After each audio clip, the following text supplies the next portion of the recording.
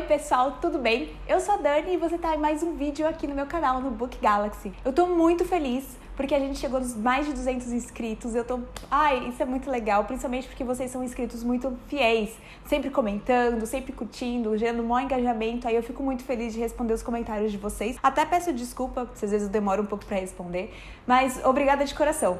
Então, antes da gente começar aqui o vídeo de hoje, já deixa o seu like e se você não é inscrito, se inscreve e vem com a gente.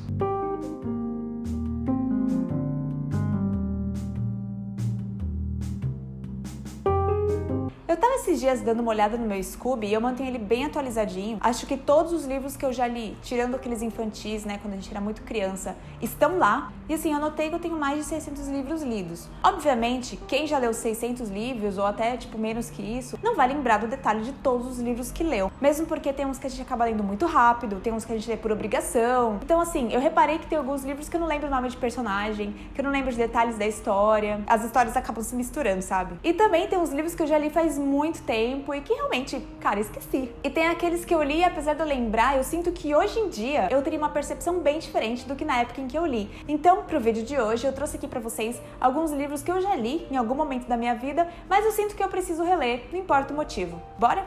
O primeiro livro que eu trago aqui pra vocês é O Apanhador no Campo de Centeio, do J.D. Salinger.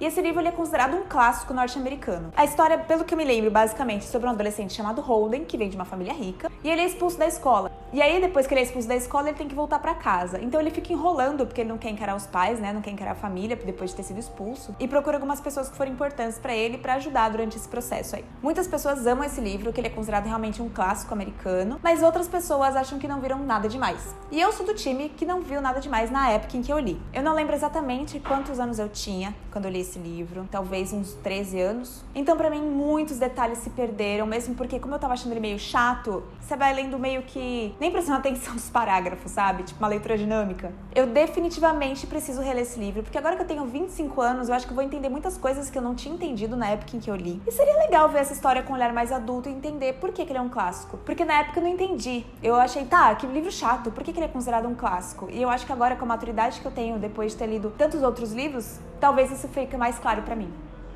Como segundo livro, eu trouxe Neuromancer, do William Gibson. Esse livro já apareceu aqui no canal uma vez, que eu falei sobre capas lindas, edições maravilhosas, né? Esse livro aqui, ele é realmente muito bonito, essa é a edição especial de 30 anos. E eu preciso reler simplesmente porque eu não entendi muita coisa quando eu li. Esse é um livro que acontece muita coisa, ele é uma ficção científica, então aqui você tem inteligência artificial, robôs, Matrix, toda essa questão, né, de viver no mundo virtual. E o autor, ele vai e volta muitas vezes na história. Vou falar um pouquinho dela pra vocês, né? Pelo que eu me lembro da história, a gente tem aqui Casey, que é o protagonista. Ele é um ex-cowboy, né? Nesse livro, os cowboys eram chamados os hackers, podemos dizer assim. E ele tá desempregado por causa de uma treta aí que rolou com o antigo empregador dele, que eu também não vou lembrar que treta foi essa. E ele não consegue mais se conectar na Matrix. Então ele tá buscando uma cura pra isso, pra voltar a se conectar na Matrix. E nesse meio tempo aí ele encontra a Molly, que é outra personagem. Aí eles vão em busca dessa cura pro Casey. Aí você vai aprendendo sobre o passado dos personagens, sobre esse cenário futurista que o autor monta. Enfim, eu li esse livro em 2016, ele não tá nem um pouco fresco na minha cabeça, muitos detalhes mesmo, eu não me lembro. Eu lembro que quando eu terminei eu achei bom, mas confuso. E assim, eu queria reler não só pra eu poder entender melhor, né, pra eu entender o que é, mas também porque ele tem mais 2 livros, ele faz parte de uma trilogia, da trilogia Sprawn, e esse é o primeiro. Então, acho que é legal reler para poder ler os outros livros e entender também por que esse livro é considerado um clássico da ficção científica, já que eu amo tanto ficção científica. O terceiro livro que eu vou falar aqui, infelizmente eu não tenho ele, na verdade ele era da minha mãe, eu não sei o que aconteceu com o livro, se por acaso ficou perdido nos montanhas de livros aí que a gente tem, mas eu tô falando de Entrevista com o Vampiro, da Anne Rice. Esse livro foi escrito nos anos 70 e virou filme, estrelado pelo Antônio Bandeiras, pelo Tom Cruise, pelo Brad Pitt e pela, qual é o nome da menininha? Kirsten Dunst. Eu assisti um pedaço desse filme também quando eu era adolescente, gostei, mas o livro eu já não lembro muita coisa. Nesse livro a gente tem a história de Louis, o vampiro, ele vai dar uma entrevista. E nessa entrevista ele conta como que ele virou um vampiro. Então ele fala da Cláudia, que é uma vampirinha, a relação dele com o Lestat, que eu acho que foi ele que transformou ele em vampiro. É um clássico do terror e esse livro é um dos pioneiros da ficção com vampiros, né? Antes de surgir toda essa onda atual, né, de Crepúsculo, de escola, Academias do Vampiro. Esse vampiro. Além de eu não lembrar muita coisa agora, eu lembro que na época eu não entendi muita coisa que eu tava lendo. Então eu quero muito reler esse livro, porque apesar de eu não ser fã do gênero dos livros de vampiro, eu quero conhecer também as outras obras da Anne Rice. O próximo livro é um xodó da minha estante, e é esse aqui, A Sociedade dos Meninos Gênios, do autor Lev A.C. Rosen. Gente, esse livro é muito xodó, e eu só trouxe ele nessa lista aqui porque eu li ele em 2014 e eu preciso reler, porque eu amo reler livros e principalmente os livros que eu gosto muito. Esse livro se passa no século XIX, só que ele não é um romance histórico, ele é steampunk.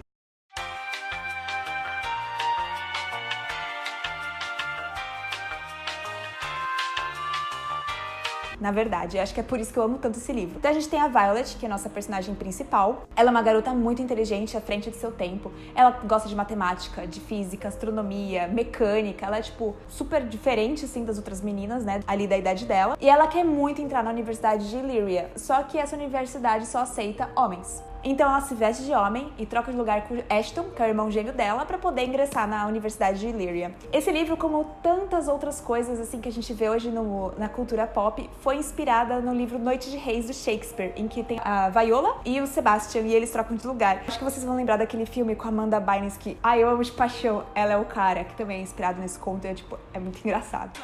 I am a dude. I am a hunky dude. I'm a badass hunky dude. Apesar de nem todo mundo gostar de um clichê, esse clichê de inversão de papéis, né, do menino se veste de menina, um ocupa o lugar do outro e vice-versa, é um clichê que eu adoro, porque ele sempre vai gerar umas situações aí muito divertidas, sempre vai ter umas coisas muito engraçadas que podem acontecer quando você troca de lugar com alguém, eu me divirto muito com isso. E esse livro aqui, além dele ser steampunk, além de ele ter essa inspiração na obra do Shakespeare, ele é engraçado, ele tem um romance, fala muita coisa sobre matemática, sobre física, tem um mistério aqui no meio, tem meio que um suspense. Esse livro é muito amor, eu recomendo pra todo mundo e eu preciso reler, porque como eu disse, eu li ele em 2014 e muitas coisas já sumiram da minha cabeça. Então eu recomendo pra vocês e também, se tudo der certo, quero reler esse livro em breve. O quinto livro que eu preciso reler, que eu quero trazer aqui pra vocês, eu não tô com ele aqui, porque eu acho que eu também deixei na casa da minha mãe, mas eu tô falando de Dom Casmurro. Eu li esse livro uma vez só, em 2009, por causa do vestibular. Na verdade, lembrando bem, eu acho que eu comecei a ler ele quando eu era mais nova, tipo, quando eu tinha, sei lá, uns 11, 12 anos, e achei um porre. Mas aí, como eu tive que ler pra escola lá em 2009, né, quando eu já tinha meus 16 anos e ia prestar vestibular, aí eu reli o livro. Eu fiquei bem imersa na leitura, pra falar a verdade, eu achei bom, eu achava a Capitu uma injustiçada, o Bentinho um porre, um personagem que eu queria matar, mas eu gostei muito da leitura na época. Só que eu peguei tanto ranço do Bentinho que eu terminei esse livro com a força do ódio, sabe? E agora, ultimamente, por aí eu tenho lido várias teorias muito interessantes sobre o Bentinho, sobre Dom Casmurro. Uma dessas teorias era que o Bentinho era gay, e eu preciso reler com esse novo olhar. Não só por causa dessas teorias, mas também porque, como eu li, apesar de eu ter gostado ali por causa da obrigação, eu acho que seria legal uma leitura agora, ter esse foco um pouco mais adulto e maduro do livro do que quando eu li quando eu tinha 16 anos. O sexto livro eu também não tenho aqui, mas eu não tenho ele porque eu li ele da biblioteca, quando eu li uma vez só. Eu tô falando de Fortaleza Digital, do Dan Brown. Olha, tem gente que odeia Dan Brown, falam que ele é um chato, que ele usa as formulinhas em todos os livros, mas eu adoro ele. Desculpa, gente, eu não consigo evitar, eu gosto muito do Dan Brown. Tudo bem, ele tem as formulinhas, tudo vai dar certo no final, que vai ter vários códigos pra ele quebrar. Mas, cara, eu adoro, porque apesar dessa formulinha, o cara sabe escrever um suspense, e, pelo menos pra mim, eu sempre fico, tipo, muito... O que vai acontecer? E ele sempre dá uma aula de história, né, gente? Vamos concordar. Curiosamente, Fortaleza Digital é o único livro do Dan Brown que eu li e eu não lembro nada. Nada. Eu não lembrava nem o nome da personagem principal. Ele também é da safra dos livros que eu li com 12 anos. Eu não entendia muita coisa na época, assim, eu lembro de umas cenas meio picantes que eu ficava tipo...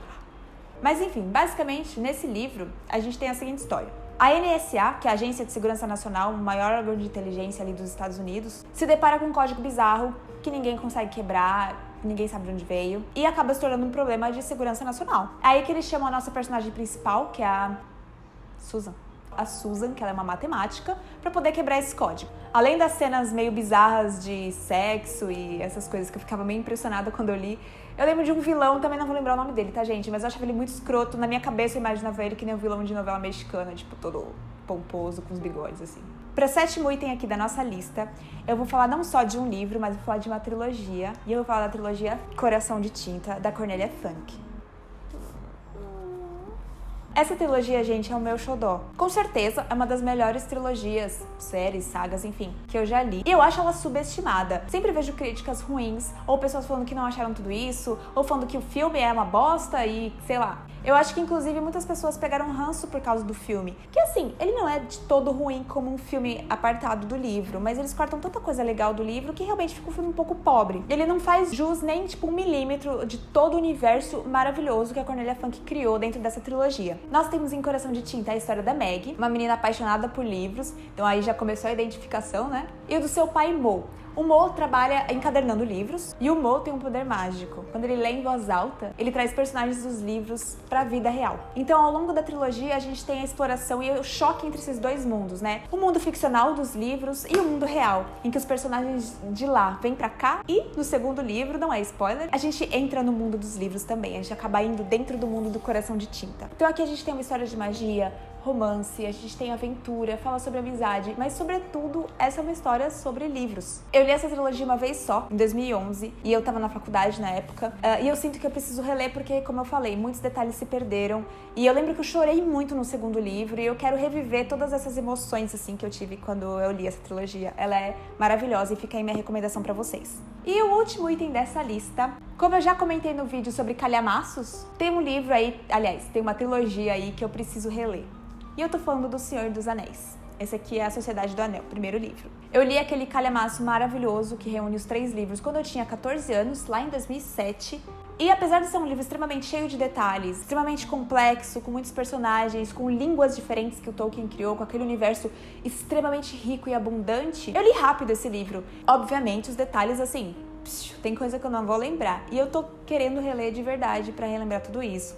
E meu amigo lá da Try, o Rafa, ele me emprestou o primeiro livro e eu tô com esse projeto pra ler em 2019. E por hoje é só, gente. Esses foram os 8 livros / trilogias que eu trouxe aqui pra mostrar pra vocês, que são livros que eu já li em algum momento da minha vida, que eu quero reler pra poder relembrar os personagens, pra poder entender coisas que eu não entendi, pra poder ter uma visão mais madura sobre as coisas. E, gente, eu adoro reler livros. Tem gente que lê uma vez e não relê mais. Eu releio livros desde sempre. Mas, como ultimamente eu tenho comprado muitos livros, tem muita coisa nova chegando, eu acabo não relendo tanto quanto eu gostaria.